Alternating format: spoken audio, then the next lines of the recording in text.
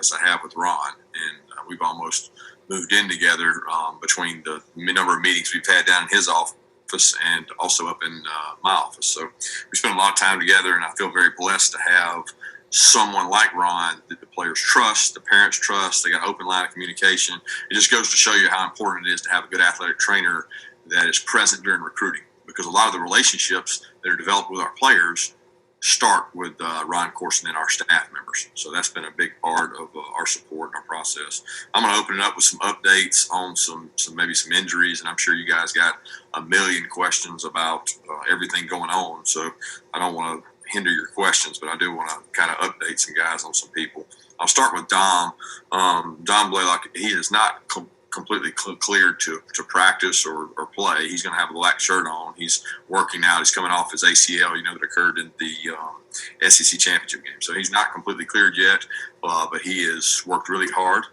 He's been able to do some straight line running and some workout stuff. The next guy we talk about is DJ Daniels. Missed some time with an ankle injury. He's almost back, but this small summer access window we've had where we were able to have a little more time than we normally do, he wasn't able to do much during that time. So I wouldn't say he's behind, because he's a kid who played a lot of snaps last year, but he'll be back with us kind of full-time starting tomorrow. JT Daniels is not cleared yet. JT Daniels is coming off an ACL surgery as well. He's been able to take some reps. He's been able to throw the ball and do some things, but he's not completely cleared from the knee yet, and he'll still be in a brace for that. Broderick Jones had an injury, non-football injury, but he's recovered from that. He's back out taking snaps and taking reps, and has been with us working. Jamie Newman had a mid-foot sprain and was out for a little bit of our summer access period. We're calling it a mini camp, whatever OTAs, whatever you want to reference it as. He missed probably half of that, not able to work out and do some things, but he was mentally there and able to do a lot of things with the team, and he's back now, able to do everything. So Monty's been out a little bit with a little foot injury, but he's taken a lot of reps and played a bunch. Darnell Washington had a small scope in his knee, but it was from an injury in high school that he is back out there and recovered from, and practicing, doing everything. Ryan Davis had a small torn meniscus, and he should be back soon, but he's not able to practice right now. Keely Ringo, as a lot of you are aware, he had an old injury from high school that we were trying to see if he could go with. The injury didn't occur here with his shoulder, but he's had a shoulder repair, and he's going to be out for a while. And then Arian Smith had a meniscus repair and should be back sometime during the season, but not sure exactly what day yet. So if there's somebody else I'm missing, feel free to ask. And with that, I'll kind of open it up for questions for you guys. Okay, we're going to take the first question from Anthony Dasher.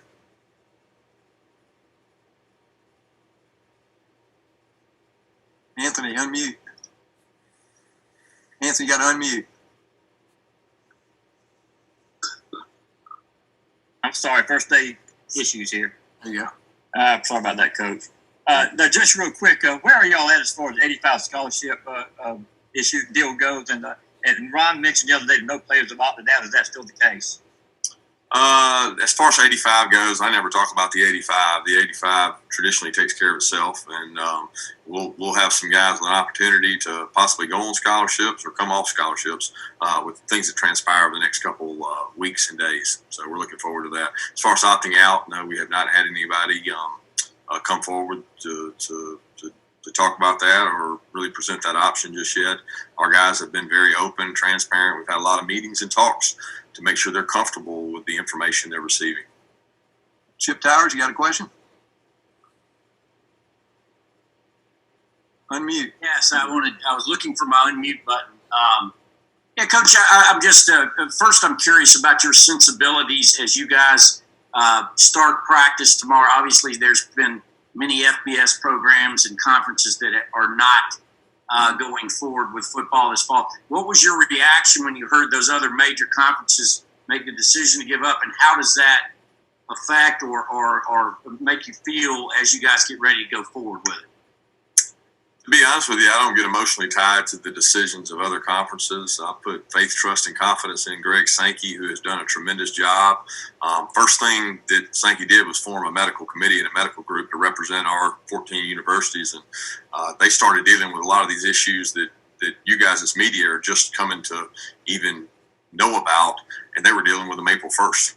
And they've talked about a lot of these issues. They've got a plan for these issues. They've had a plan for everything that's come up, and they've done a really good job being able to adjust on the run. And there's not a call that I don't get an update from one of these meetings from Ron or a concern of a parent or something out there. They do a great job at addressing these things, and they're the experts.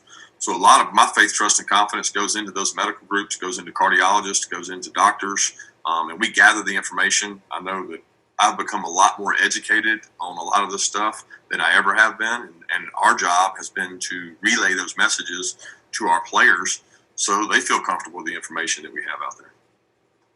Seth Emerson, you got a question? Kirby, with, I guess, the uncertainty of a certain start to the season for everybody, how do you deal with that?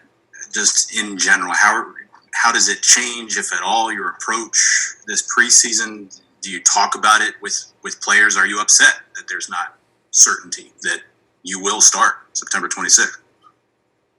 No, I'll start with the fact I'm definitely not upset with the uncertainty. That's the day and age we live in. Adaptability is going to be one of the most important factors of this team, and the teams that handle it best will probably be at an advantage. We always talk about our camp being about mental and physical toughness.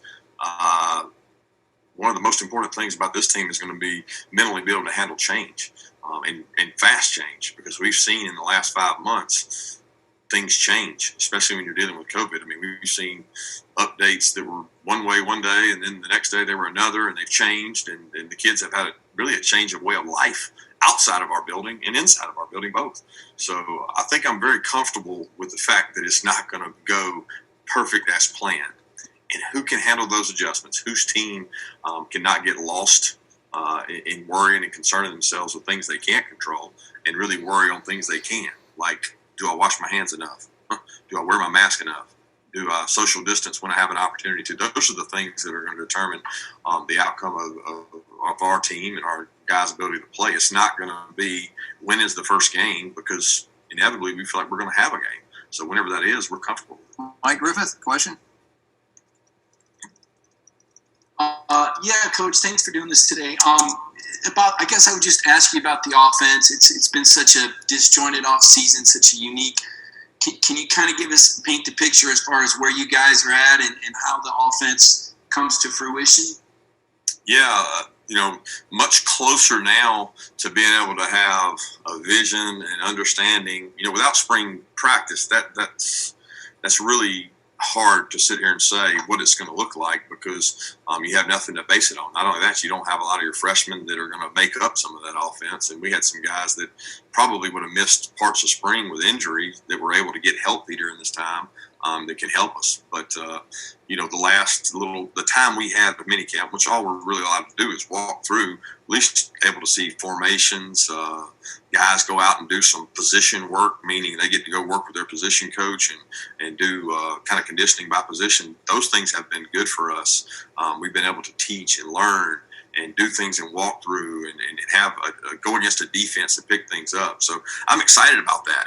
We haven't put a pad on. We haven't put a helmet on. So to not do those things and find out really who we are, I think we're going to find that out in camp from an offensive perspective. But I'm excited about what the guys have been able to pick up on and do. And, talking to our offensive staff, those guys have given me good updates, and I get to see it firsthand when you go out on the field and you see some good, young, talented players that have been able to go out and pick things up. That's going to be the key to us is who is the quarterback, who's able to lead the team, and what gives us the best chance to get the ball to the playmakers out in space.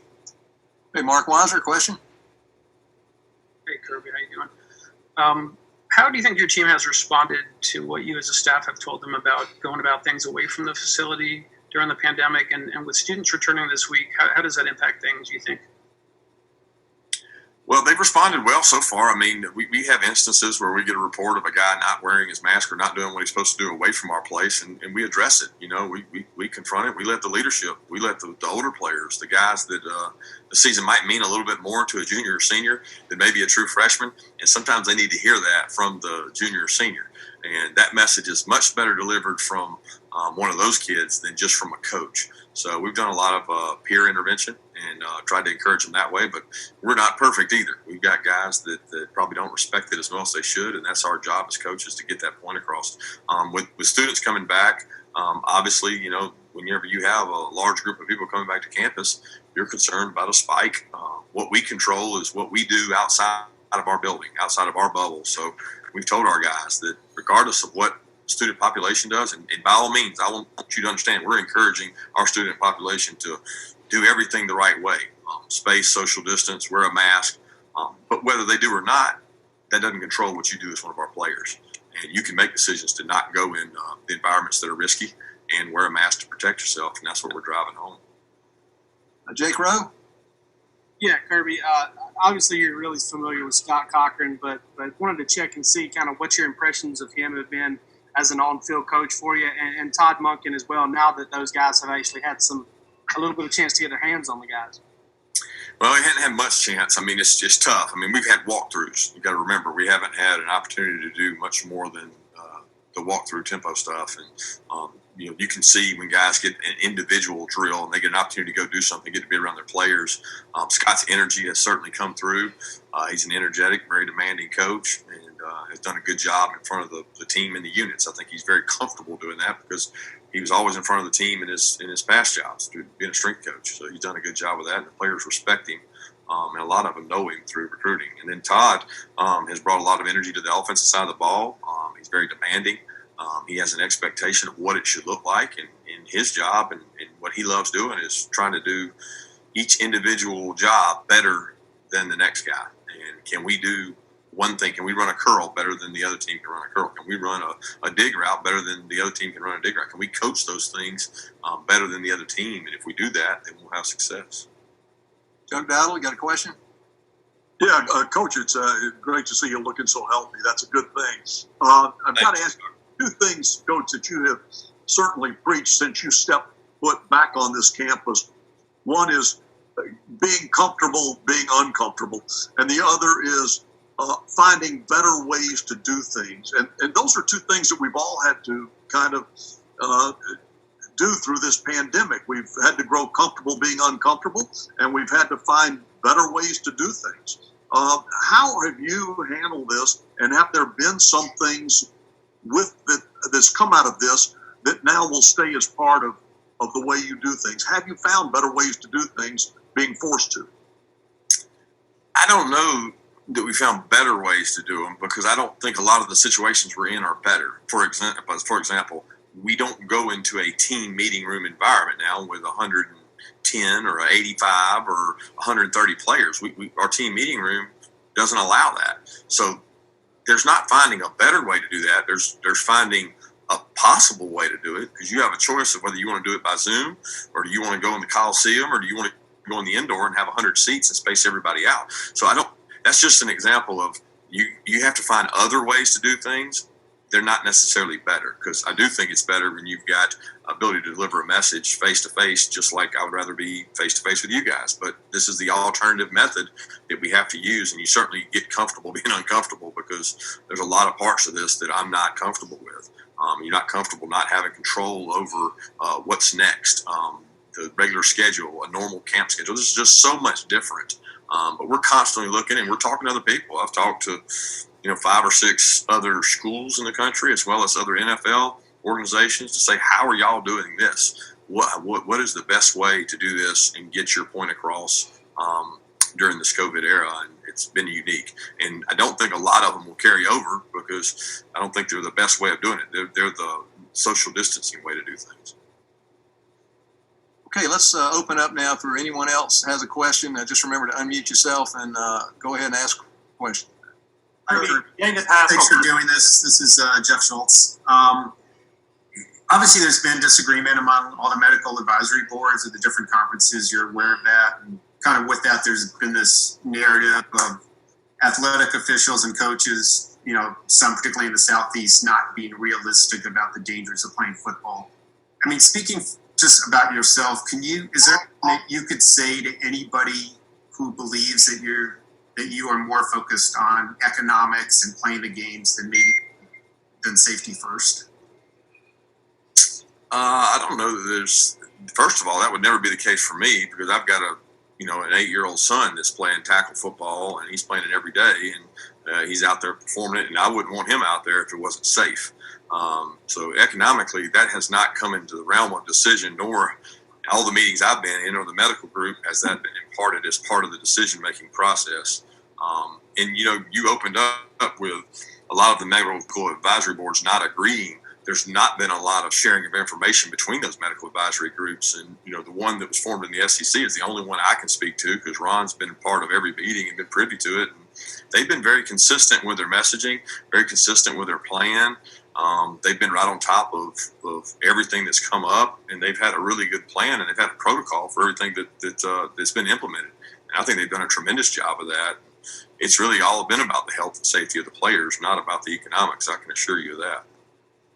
Kirby, David Pascal from Chattanooga. One of the more unique things about the days ahead, you typically have 30 days of preseason camp. Now you've got 40 with the extra off days, especially early. How will that be different, especially for some of the younger players that typically hit a wall midway through preseason camp? Well, it'll be unique because what you're not accounting for in that is we have less days without school. So it's give and take. It is more spread out, and the medical group advised us on spreading those days out. And I think there can be a lot of benefit because when you track concussions and healthcare and the injury rate, soft tissue injuries, head injuries typically happen early in camp because it's the first time kids have gone back to having contact. So by spreading it out over more number of days, you're giving guys more time for recovery. It's not as intense, repeated practices. So there's some benefit there. The loss of benefit is there's a lot of programming that goes into these camps prior to school starting when you have speakers come in that speak on a lot of different subjects that don't involve football. They involve life. That these life skills, these kids miss those speakers because we'll be transitioning to school pretty quick here this week.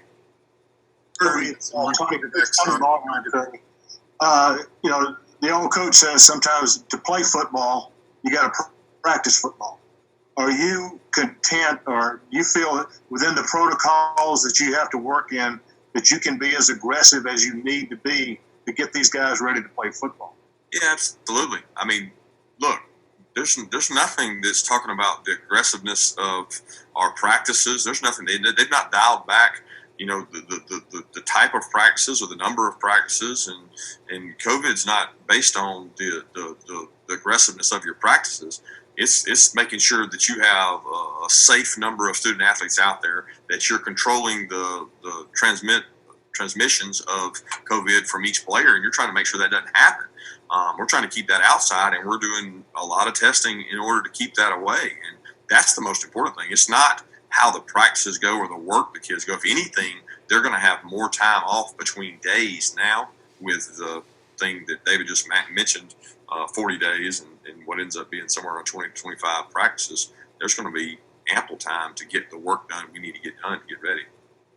Kirby, the conferences that have decided to postpone their fall sports seasons are looking to spring as a potential option to play again. Just COVID aside, what are your thoughts on spring football? And do you think, again, COVID aside, do you think that is safe to play in the spring and then have another season a couple months later in the fall? Do you think that is safe?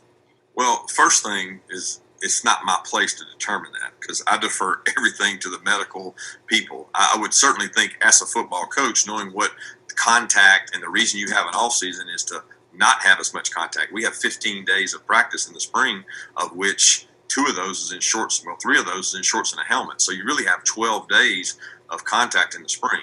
You're looking at a spring season with the potential of a fall season back to back. And I would be speculating to say that it's not completely realistic that you would have those 2 back to back in terms of, and plus you're going to deal with, kids that aren't going to play. They're going to get ready for the NFL and all kinds of other issues. So I'm not saying it isn't possible. I certainly think it is possible, but I don't think it's optimistic.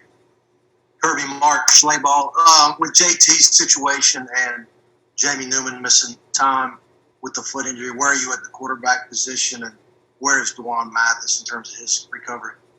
Yeah, we're excited about all 5 of those guys. I'm going to be honest with you. Those guys have done a really good job in their Zoom meetings, paying attention. And, with Jamie missing with the foot injury, we're talking about walkthroughs, guys. It's not like we're out there. I think there's a misnomer out there. We've been able to practice. We haven't been able to practice. We've been able to walk through. And, he does a really good job of standing behind the huddle, standing behind the play, imaginary taking the snap, getting the mental reps, but until you get out there and do it, it's not as easy. And he was able to do that. I want to say around the 9th or 10th one, he was able to go out there and do some things with us. But DeJuan's doing a great job. Carson Beck's doing a great job. So is Stetson's doing a really good job. All those guys are really competing, as well as JT. And I think each one has come in, and they all have individual strengths. It's going to be important that we find out what each one of those individual strengths are and weaknesses, and what we can improve over the next 4 to 5 weeks to figure out who the best guy for the job is. Kirby, with JT, did you guys recruit him at all coming out of high school? And when he was available in the portal, why was it, in your estimation, that it made sense to bring him into the program? No, we didn't actively recruit him coming out. I can't say that I didn't have active contact with him. But sometimes the position coaches are recruiting a bigger pool than I am. So he committed pretty quick to USC and didn't really go through the recruiting process as long. So we didn't have a deep relationship there of any kind. But when he became available, he went in the portal and we reached out, and he returned favor and said he would be interested. And we communicated for a while, for a long time, not knowing which direction we were headed. We once COVID started, we didn't really know what was going on. So it was one of those deals that we didn't know what we were going to have in our quarterback room. We didn't know if we were going to have 2 guys remain and be here, or if somebody was going to leave. And I'm a big believer in getting the best people on the team you can get, and you have competition, and competition, iron sharpens iron. And that room's going to be really competitive, and we're excited to see where it goes. You spoke about learning in the last 5 months that you have to prepare for changes and unexpected during COVID, and we've seen that in baseball. How big of a deal will depth be this season? Do you prepare differently? Obviously, you always are working to develop depth, but is it more important than normal this year? I would certainly say it could rear its head faster this year than years past, based on what we're seeing in other sports and the unknown that we don't know. I mean, we really don't know. I think depth is going to be key, and we've preached that to our coaches. Every practice or walkthrough or anything we're doing coaching 4 groups of people. Now, is our 4th team as good as our 1st team? Absolutely not. But we're trying to coach like we're going to have to play a game against an SEC rival with possibly our 3rd or 4th guy, and you've got to approach it that way right now and build depth on your team and coach the young guys on your roster. Look, when you go to the NFL or you go out of college football, you really don't get developed. You either make the team or you don't. There's no development in the NFL.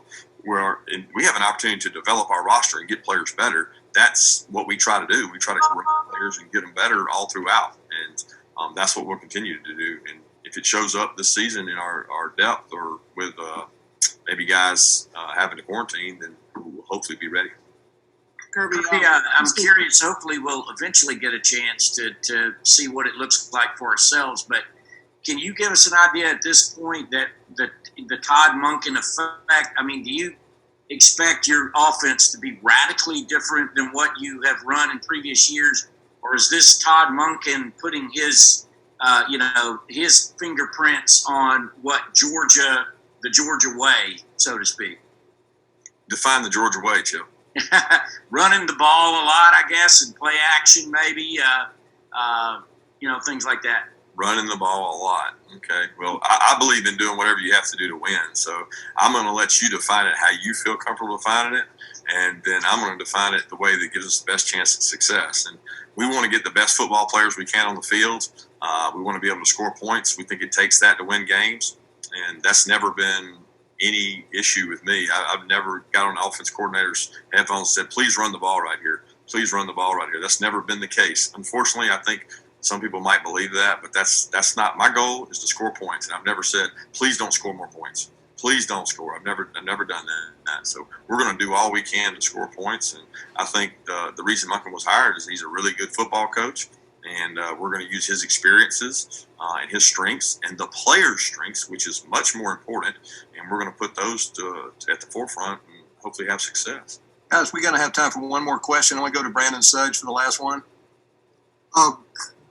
Kirby, so in terms of your quarterbacks, kind of following up on that, in all this uncertainty, the one thing that is certain here is that you have options in the quarterback room again. So what's kind of the philosophy, I guess, in having all of that depth with a couple of transfers coming in? You talked about Carson since the moment he signed his NLI, but how do you kind of work with those guys to kind of keep their morale up, even if they're not going to be that guy at the end, I suppose? I think it's the same way you do all positions. I mean, look, guys, it's a competitive room, and those guys, each one of them has been in a competitive room before. Look, Jamie competed at Wake Forest. JT had to compete where he was. Carson is going to be in one of the most competitive rooms he's ever been in. Dwan was in the room last year. Stetson's been a part of that. Competition is part of the process. But for a quarterback, more than anything, you want to be coached the right way and you want to be developed. Part of development is taking reps, getting practice. Fortunately, here we have really good depth at the University of Georgia. We're able to practice in a way that I think you guys think there's only one quarterback and there's only one guy that gets to hold the ball. Those guys are going to be judged and evaluated every day on how they command the huddle. How do they respond to an interception? What do they do when they make a bust? Are they making the right check? Are they making the right decisions? Can they use their feet to extend plays? All of those things are going to be used to judge and make the best decision who gives us the best chance to win. And that hasn't changed since any time we've had to make quarterback decisions. I'm excited to see those guys go compete. And I'm glad we've got the guys in the room that we have so we can pick the best one and let them go out there and play. Need to wrap up, everybody. Thanks for tuning in. Thank you, Coach Smart. And a reminder, we've got some players coming up here in a little while. Thank you. Thank y'all.